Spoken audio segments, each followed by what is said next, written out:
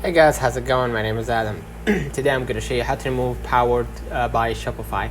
So basically, log into the Shopify admin panel and then click on the online store or the left side bar, and then under themes find your current theme and click on actions and then edit code. In the left panel hand panel, find the section folder and look for footer.liquid or theme.liquid. Search for Powered by Shopify in that file, delete or comment out that line, and then click the save button to apply your changes and visit your store to confirm the text has been removed.